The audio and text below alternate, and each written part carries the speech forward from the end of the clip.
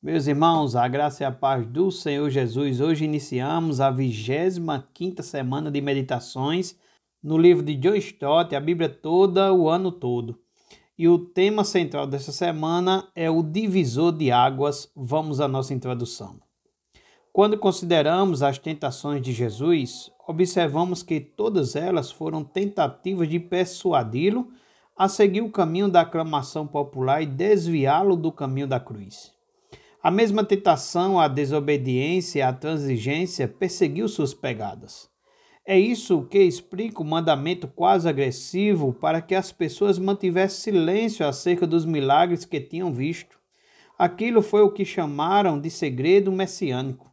Jesus não queria que as pessoas soubessem que ele era o Messias até que estivessem prontas para compreender a natureza da sua missão.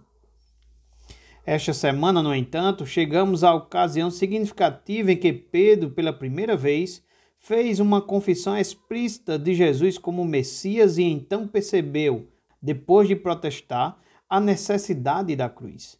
Essa ocasião foi o divisor de águas no ministério de Jesus. Vamos aos subtemas desta semana. Primeiro subtema, a confissão de Pedro. Segundo subtema, a necessidade da cruz. Terceiro subtema, tomando a cruz. Quarto subtema, encontrando a nós mesmos. Quinto subtema, a transfiguração. Sexto subtema, a metáfora do resgate. E, por último, a hierarquia no reino de Deus. Vamos ao nosso primeiro subtema. A confissão de Pedro. E vocês? Perguntou ele. Quem vocês dizem que eu sou?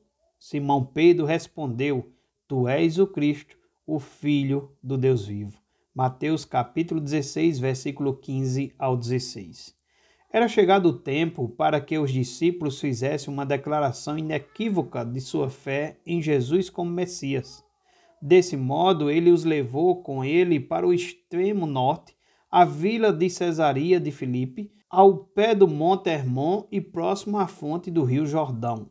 Ali, em particular e sozinho com eles, ele lhe fez duas perguntas. A primeira delas, sobre a opinião pública. Eles responderam que as pessoas pensavam que ele fosse João Batista, Elias, Jeremias ou outro profeta. A sua segunda pergunta, sobre quem eles pensavam que ele fosse, Simão Pedro, líder e porta-voz dos 12, respondeu intempestivamente: Tu és o Cristo.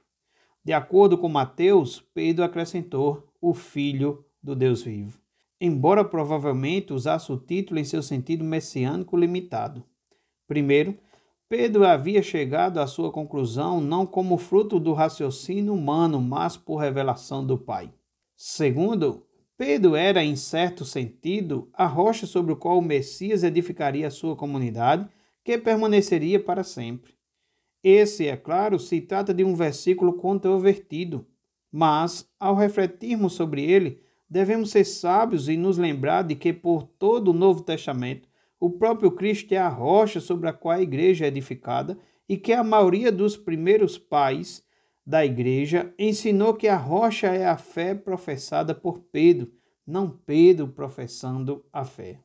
Terceiro, Pedro recebeu as chaves do reino que mais tarde usaria, historicamente falando, para admitir primeiro os judeus, depois os samaritanos e então os gentios no reino de Deus.